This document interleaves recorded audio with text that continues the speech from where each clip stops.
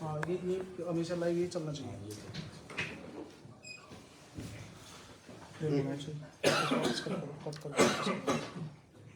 हाँ सही है, हाँ बढ़िया रेडी। सर आज आपने पीसी बुलाई क्या संदर्भ में? नमस्कार साथियों, आज मैंने आपको महत्वपूर्ण प्रेस कॉन्फ्रेंस में सबको याद किया, इसके लिए आप पधारे, सबको धन्यवाद। जिस तरीके से पिछले दिनों आपने एक वाकया सुना कि हमारे उदयपुर वाटी के विधायक सैनिक कल्याण मंत्री आदरणीय राजेंद्र गुढ़ा जी पे एक व्यक्ति द्वारा, दुर्गा सिंह जो नाम है जिनका, उनके द्वारा एक एफआईआर दी जाती है। और उस एफआईआर में उन्होंने आरोप लगाया कि उनका अपहरण करके मंत्री जी ले गए। इस मामले में मैंने आपको आज याद किया है कि किस तरीके से एक अच्छे राजनेता को कुछ लोगों के द्वारा, जो कि उनकी लोकप्रियता से बौखलाए हुए हैं, और वो उनको किसी मामले में फंसाना चाहते हैं। निश्चित रूप से मैं आपको पहले घटना के बारे में बताना चाहूंगा। उदयपुर वाटी की श्रीमती विमला कंवर, जिनका मंडावरा गांव है, उनकी 2 बेटियों की शादी थी, अभी जो होने वाली है 21 फरवरी। बिल्कुल गरीब महिला थी, उसने बड़ी मुश्किल से पैसा टका जोड़ के दुर्गा सिंह नाम के व्यक्ति को उन्होंने एक प्लॉट के लिए पैसा दिया, 3,84,000 रुपए। और उसने कहा कि भाई जब मेरी बेटियों की शादी होगी तो इस प्लॉट को बेच करके मैं अपनी बेटियों की शादी कर दूंगा। दुर्गा सिंह एक भूमाफिया है, जिसके खिलाफ 420 के कई मुकदमे थानों में दर्ज हैं। तो महिला, भोली वाली महिला को उसने फंसा करके कुछ पैसे रख लिए। वो महिला 3-4 बार आदरणीय राजेंद्र गुढ़ा जी से मिली और उनको अपनी पीड़ा बताई।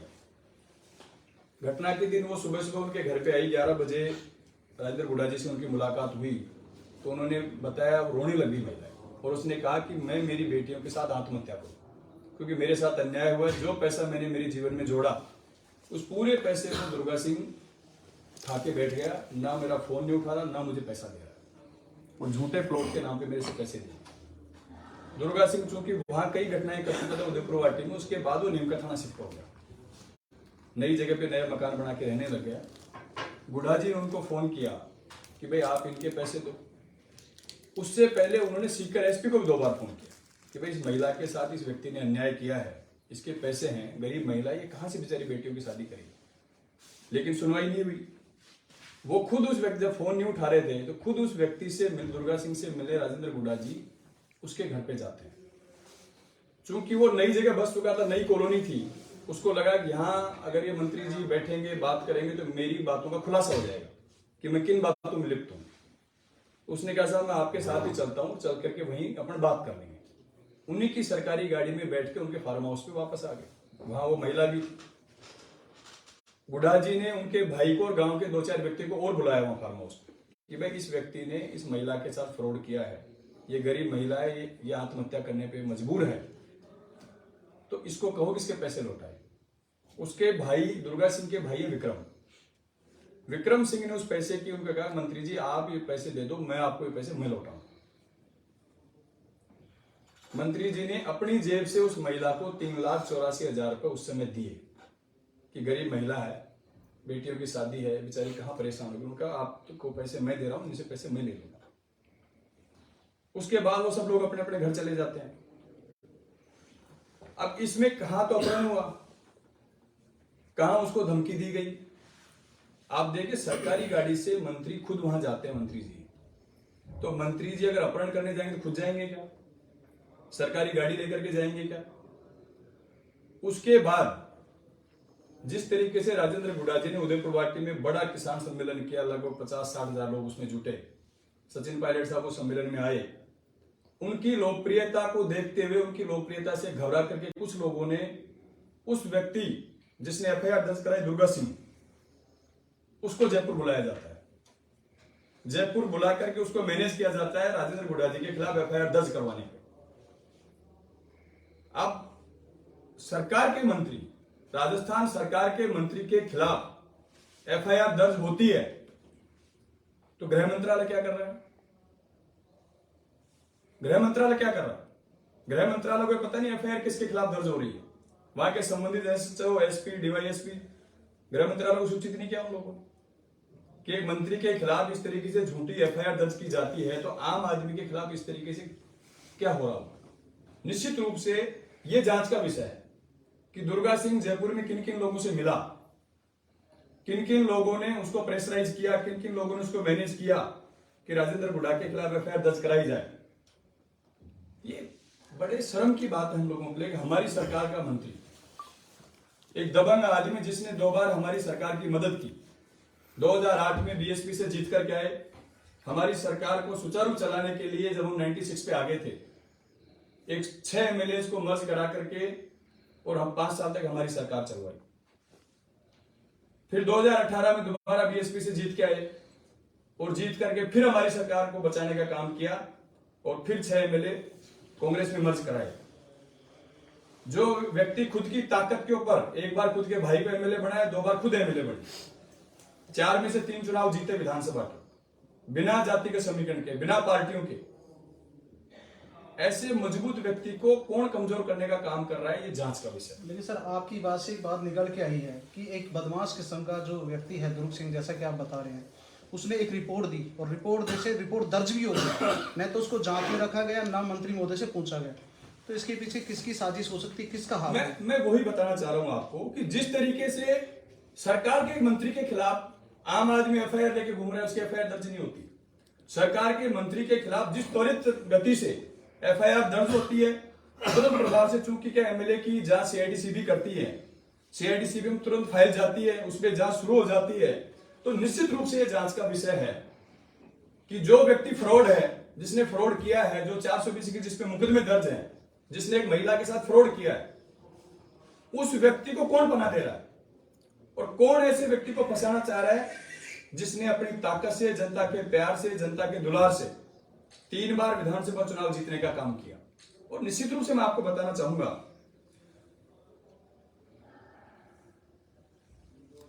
कि दुर्गा सिंह के बारे में पूरी जांच होनी चाहिए कि दुर्गा सिंह को जयपुर बुलाया जाता है, दुर्गा सिंह किन किन लोगों से जयपुर में मिलता है, उसकी टावर लोकेशन निकलवानी चाहिए ताकि पता चले दुर्गा सिंह किस समय किस व्यक्ति के पास गया, किसने उसको मैनेज करने की कोशिश की। आज राजस्थान में पेपर लीक हो रहा है, उसके मुलजिम नहीं पकड़े जा रहे, उसके बारे में जांच नहीं बढ़ आगे कि जो व्यक्ति भागे उनको पकड़ा नहीं जा रहा। पायलट साहब ने एक बात उठाई कि हम कह रहे हैं अधिकारी और नेता इसमें शामिल नहीं है पेपर लीक में। तो जब अधिकारी और नेता शामिल नहीं है तो आरपीएससी से पेपर आउट कैसे हुआ? इस ऑफिस में कोई सामान रखा है, जब तक ऑफिस का कोई कर्मचारी इन्वॉल्व नहीं होगा तो किस तरीके से वो सामान बाहर जा सकता है? उस पर हम लोग जांच नहीं कर रहे। हम सिर्फ ये जांच कर रहे हैं कि कौन व्यक्ति सचिन पायलट के साथ खड़ा है, कौन व्यक्ति सचिन पायलट के साथ राजस्थान के कांग्रेस को मजबूत करने की बात कर रहा है, कौन व्यक्ति सचिन पायलट जी के साथ राजस्थान में दौरे कर रहे हैं, कौन व्यक्ति कांग्रेस को वापस सरकार बनाने की बात कर रहे हैं कि हम लोग वापस कांग्रेस की सरकार बनाना चाहते हैं, किस तरीके से बनाना चाहते हैं, उन लोगों को टारगेट करने का काम किया जा रहा है। क्योंकि जिस तरीके का बड़ा किसान सम्मेलन हुड्डा जी ने किया और उसके बाद तुरंत प्रभाव से उनको घेरने की जिस तरीके से रणनीति अपनाई गई, ये गलत परिपाटी। तो देशतापूर्ण कार्रवाई सर, आप जैसे देशतापूर्ण कार्रवाई निश्चित रूप से एक सरकार के मंत्री के खिलाफ एफआईआर दर्ज होती है बिना जांच किए, उस व्यक्ति के द्वारा करवाई जाती है जिसका कोई खुद का पता नहीं, जिसके खिलाफ खुद के खिलाफ 420 के मुकदमे दर्ज है। तो सर ये तो आप गृह मंत्रालय पे सवाल खड़ा कर रहे हैं। बिल्कुल, मैं गृह मंत्रालय पे सवाल खड़ा करना चाह रहा हूं कि जो गृह मंत्रालय पेपर माफिया को नहीं पकड़ पा रहा, भू माफिया को नहीं पकड़ पा रहा, और वो सरकार के एक संजीदा मंत्री जो अपनी ताकत के बल पे, जनता के प्यार से, जनता के दुलार से 3 बार विधायक बनकर के आए उदयपुर वाटी से, उस व्यक्ति को फंसाने के लिए इस तरीके के मुकदमे दर्ज करने का काम किया जा रहा है, जिसका हम सब लोग विरोध करेंगे। और आने वाले समय में जनता के बीच में जाके भी अगर विरोध करना पड़े तो वो भी विरोध करने का काम करेंगे। अगर किसी के खिलाफ अन्याय हुआ, राजेंद्र गुडा, हम सब लोग, अगर राजेंद्र गुडा के साथ अन्याय होता है तो उनकी अन्याय में हम सब लोग उनके साथ खड़े, क्योंकि वो जनता के साथ है। गरीब महिला है, उसका शोषण हुआ है। गरीब महिला 3,84,000 रुपए किस तरीके से जोड़ती है गांव में। उसका सपना था कि उसके बेटियों की शादी हो, उस सब बेटियों की शादी के लिए उसने प्लॉट के लिए उसको पैसे दिए, वो व्यक्ति उस पैसे को खा जाता है। आज कोई गुहार लगाने किसी रात, मैं भी जनप्रतिनिधि हूं, मेरे पास कोई व्यक्ति गुहार लगाने आएगा तो मैं उसकी मदद नहीं करूंगा। कौन जनप्रतिनिधि मदद करेगा इस तरीके से आगे किसी के साथ अन्याय होगा तो अन्याय होने वाला व्यक्ति किसके पास जाएगा? वो संबंधित जनप्रतिनिधि के पास जाएगा। जैसा मेरे साथ उस व्यक्ति ने गलत किया है, मेरे साथ फ्रॉड किया है, हम लोग उसकी अगर मदद कर रहे हैं तो फिर हम लोगों को फंसाया जाता है, किडनैपिंग की जाती है। एक सरकार का मंत्री किडनैपिंग कर सकता है किसी की? सरकारी गाड़ी है, सरकारी गाड़ी में लेके जाता है, उसके भाई वहां मौजूद हैं, गांव के लोग वहां मौजूद हैं, गांव उसके सामने पैसे दिए गए हैं, पैसे मंत्री जी ने खुद अपनी जेब से दिए उस महिला को, कि गरीब महिला बेचारी शादी, उस महिला ने अपना वीडियो भी जारी किया। आप सब लोगों ने, प्रेस वालों ने उस बात को सुना भी होगा कि उस महिला ने वीडियो जारी किया है कि राजेंद्र गुढ़ा जी की इसमें कोई गलती नहीं, इस व्यक्ति ने फ्रॉड किया है मेरे साथ, इस बेचारे ने जो मेरी इज्जत बचाई है, मेरी बेटियों की शादी में पैसा दिया इस व्यक्ति ने। कौन करता है इस जमाने की राजनीति में आजकल? हम लोग गरीब की मदद करना चाहते हैं, गरीब की सेवा करना चाहते हैं, क्योंकि राजनीति का परम उद्देश्य यही है कि हम आम आदमी की, गरीब व्यक्ति की सेवा करें। तो निश्चित रूप से उनके साथ एक गलत किया जा रहा है। इस गलत में हम सब लोग, मैं इसके विरोध में खड़ा हूं, चाहे कुछ भी हो, हम राजेंद्र गुढ़ा जी के साथ खड़े हैं कि उनके साथ अगर अन्याय होगा तो हम भी इस अन्याय को सहन नहीं करेंगे। सर, आपको क्या लगता है कि ये प्रकरण क्यों हुआ होगा? इसमें क्या भूमिका सामने? मैं बता रहा हूं, जिस तरीके से पिछले दिनों किसान सम्मेलन गुढ़ा जी ने किया और जिस तरीके की लोकप्रियता उसमें आप लोगों ने देखी होगी कि 50,000 से प्लस आदमी उस किसान सम्मेलन में थे। समय समय पे राजेंद्र गुढ़ा जी राजस्थान में कांग्रेस की सरकार रिपीट करवाने के बारे में बयान देते रहते हैं, राजस्थान में कांग्रेस को मजबूत करने के बारे में बयान देते रहते हैं। उससे जिन लोगों को तकलीफ है वही लोग ये चीज करना चाहते हैं। तो सर साफ हो गई कि सचिन पायलट के जो खेमे में विधायक है या कोई कार्यक्रम कर रहे हैं उनके खिलाफ कार्रवाई की जा रही है, यही तो बात है। बिल्कुल निश्चित रूप से आप देखिए, सरकार के मंत्री के खिलाफ जितनी त्वरित गति से ये कार्रवाई हो रही है, जो अगर ऐसी कार्रवाई हम लोग भूमाफिया के खिलाफ करें, जो मर्डर हो रहे हैं उनमें करें, जो चोरी डकैती हो रही है उनमें करें, चोरियां नहीं पकड़ी जा रही 6-6 महीने से, उनमें करनी चाहिए। पुलिस को उसमें लगाना चाहिए कि हम ज्यादा से ज्यादा चोरियां खुलें, मर्डर हो रहे हैं वो खुले, जो क्राइम हो रहा है वो खुले, जो पेपर लीक हो रहे हैं वो राजस्थान में जो लाखों युवाओं के साथ जो सपनों के साथ खिलवाड़ हो रहा है वो बंद होने चाहिए, उनमें नहीं लगा रहे हम पुलिस को। तो सर इसी के साथ एक सवाल है मेरा कि जैसे आप कह रहे हो कि गृह मंत्रालय अपने राजेंद्र यादव के पास में विधायक रिकॉर्ड बोली और पिछले 50 दिनों से धरना चल रहा, आज भी वहां पड़ा हुआ, जब उसमें इस तरीके से खुलासा नहीं हो रहा तो इसका मतलब पूरे राजस्थान में क्या स्थिति होगी, जैसे कि आप बता रहे हैं? तो मैं निश्चित रूप से कहना चाहूँ गृह मंत्रालय को इस पे संज्ञान लेना चाहिए कि जिस तरीके की घटनाएं राजस्थान में हो रही है हमें उन पे काम करना चाहिए, ताकि हमारी सरकार की छवि पे किसी तरीके की आंच नहीं आए। हम सब लोग मिलकर के पार्टी को मजबूत करें, हमारी सरकार दोबारा रिपीट हो। एक दूसरे से बैर निकालने की बजाय, हम एक दूसरे की आपस में ग्रुपिंग के बैर निकालने की बजाय, उनकी रड़क निकालने की बजाय, क्यों नहीं हम पार्टी को मजबूत करने की बात करें? क्यों नहीं हम सरकार रिपीट के फार्मूले पे बात करें कि हमारी सरकार वापस आएगी? इस पे बात क्यों नहीं करना चाहते? सर, इन मुद्दों को लेकर क्या ये नहीं लगता है कि पेपर लीक मामले को लेकर के सचिन पायलट खेमा सरकार को घेर रहा है और अब गृह मंत्रालय पर आरोप लगा के आप गृह मंत्री को घेर रहे हैं? निश्चित रूप से पेपर लीक राजस्थान के लाखों युवाओं के सपनों पे कुठारा था। मैं किसी पे आरोप नहीं लगा, मैं उन युवाओं की बात कर रहा हूं जो गरीब किसान मजदूर के बेटे बेटी जयपुर में जाके सालों तक कोचिंग करते हैं, अपने माँ बाप की जो गाड़ी कमाई है, जो बेचारे रात दिन खेतों में मेहनत करते हैं, मजदूरी करते हैं, वो पैसा उनको उस कोचिंग की फीस के लिए देते हैं, और जब एग्जाम होता है, जब पेपर आउट होता है तो उस परिवार की दशा देखी, उनमें उस परिवार में इतना मातम होता है जिस परिवार में जैसे कोई आदमी मर गया। इतना दुख होता है उन बच्चों को उस दिन, क्योंकि कितनी मेहनत से पढ़ते हैं। अपन सब गाँव ग्रामीण परिवेश के आदमी, अपन देखते हैं जो बच्चे 2-2, 3-3 साल तक तैयारी करते हैं सेकंड ग्रेड की रीट की, और फिर जब उनका पेपर आउट होता है तो उनके सपनों में पानी फिर जाता है। जनता के हित की बात उठाना किसी के खिलाफ की बात नहीं है। जनता के नुमाइंदे हैं, जनता ने हम लोगों को चुन करके भेजा है, जनता की भी जिम्मेदारी हमारी है। जनता की बात हम नहीं बोलेंगे तो कौन बोलेगा? ये हमारी जिम्मेदारी है कि जनता के साथ अगर कहीं अन्याय होगा तो उसके खिलाफ हम बात करेंगे, उसमें क्या दिक्कत है? लगातार नेतृत्व परिवर्तन की बात की जा रही है, कहीं ना कहीं उसको भटकाने के लिए तो इन मुद्दों को केंद्रित नहीं किया जा रहा। देखिए, मैं इतना जरूर कहूंगा, आलाकमान, कांग्रेस का आलाकमान का फैसला हम सब लोगों को माने। नेतृत्व परिवर्तन करने का फैसला नहीं करना या नहीं करना वो आलाकमान का काम, उस फैसले पे मैं कोई उंगली नहीं उठाना चाहूंगा किसी प्रकार की। लेकिन निश्चित रूप से मैं इतना जरूर कहूंगा कि जो लोग कांग्रेस को मजबूत करने की बात कर रहे हैं, जो लोग कांग्रेस के बारे में सोच रहे हैं, जो लोग सरकार रिपीट करने की बात कर रहे हैं, उन लोगों का अगर इस तरीके से टारगेट किया जाएगा तो ये गलत बात। सर, एक रिपोर्ट दर्ज होने पर आप गृह मंत्रालय पर सवाल उठा रहे हैं और गृह मंत्री जी अभी 2 दिन पहले अपने एसओजी पर सवाल उठा रहे हैं, इस पर क्या कहना है?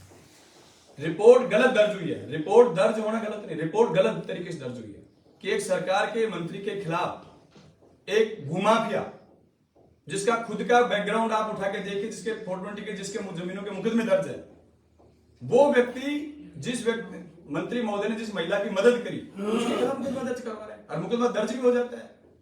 एक बार आप बात करते, पूछते भाई एक्चुअल घटना क्या है, उस बारे में चर्चा करते, फिर बात की जाती। इस तरीके से डायरेक्ट आप जा रहे हो, एफआईआर दर्ज हो रही है, जाते सीआईडी में एफआईआर जा रही है, तो कहीं ना कहीं साजिश की बू इन चीजों में आती है। राजेंद्र बुढ़ा सहित कई नेता जो बेबाकी से सरकार की बातों के ऊपर जनता के समक्ष रख रहे हैं, कहीं उस कारण से तो उनको टारगेट नहीं किया जा रहा? निश्चित रूप से राजेंद्र बुढ़ा जी हमेशा कांग्रेस पार्टी को मजबूत करने की बात करते हैं, हमेशा सरकार की रिपीट की बात करते हैं कि हमारी सरकार रिपीट किस तरीके से हो, हम दोबारा सत्ता में कैसे आए, वो हमेशा बोलते हैं। और बेबाक आवाज के लिए राजेंद्र बुढ़ा जी को राजस्थान में जाना जाता है कि अपनी मजबूत और बेबाक आवाज, उनकी आवाज को कोई दबा भी नहीं सकता, ना पहले दबी ना आगे दबेगी। हर तरीके से हर परिस्थिति में हम सब लोग उनके साथ खड़े हैं और राजेंद्र बुढ़ा जी गरीब को गणेश मान करके सेवा करते हैं, तभी 3-3 बार विधायक बने निर्दलीय रूप से। बिना पार्टी के 3 बार विधायक बनना आज के समय में तो छोटी बात नहीं है। तो कहीं ना कहीं जनता के दिलों पे राज करते हैं और जनता के दिलों पे जो व्यक्ति राज करते हैं, जो राजनेता राज करते हैं, अगर उनको इस तरीके से टारगेट किया जाएगा तो समय आने पर जनता भी माफ नहीं करेगी। और जनता के नुमाइंदे, जनता ने हम लोगों को चुनकर के भेजा है, हमारी जिम्मेदारी जनता की बात बोलना, क्यों नहीं बोलेंगे हम? अगर हमारी सरकार में भी किसी व्यक्ति के साथ गलत होगा, जनप्रतिनिधि के साथ गलत होगा और हम चुप बैठे रहेंगे तो हम भी हमारा धर्म नहीं निभा रहे इस बात को लेकर। सर, राहुल गांधी हाथ से हाथ जोड़ो जैसा अभियान चला रहे हैं और वहाँ पे कांग्रेस के एमएलए हैं और अपनी सरकार पे आरोप लगा रहे हैं, गृह मंत्री पे आरोप लगा रहे हैं, इस पे क्या कहेंगे? देखिए, राहुल गांधी जी ने पूरे देश में भारत जोड़ो यात्रा निकाली है और भारत जोड़ो यात्रा के माध्यम से कांग्रेस पार्टी को मजबूत करने का काम किया जा रहा है। लेकिन जिस तरीके से सरकार के मंत्री के खिलाफ जिस तरीके की घटना हुई, उनके खिलाफ एफआईआर दर्ज हुई, अगर उसमें हम चुप बैठे तो हम भी उस दोष के भागी। जनता की आवाज उठाना भी हमारा धर्म है, पार्टी के हम सिपाही हैं, लेकिन अगर जनता किसी आदमी के साथ गलत होता है और गलत को अगर हम देख रहे हैं तो हम भी दोषी हैं। हम लोगों को सच्चाई बोलनी पड़ेगी, पार्टी की बात अगर कहीं कमजोरी है तो वो भी बतानी पड़ेगी, अच्छाई है तो वो भी बतानी पड़ेगी। हमारी सरकार रिपीट कैसे हो ये बातें हम समय समय पे बताते हैं, पार्टी मजबूत कैसे हो वो भी हम समय समय पे बताते हैं। तो निश्चित रूप से इसमें गलत क्या है? सर डेमोक्रेसी हमारी पार्टी में, अगर हम लोग हमारी बात नहीं कहेंगे तो फिर कौन कहेगा?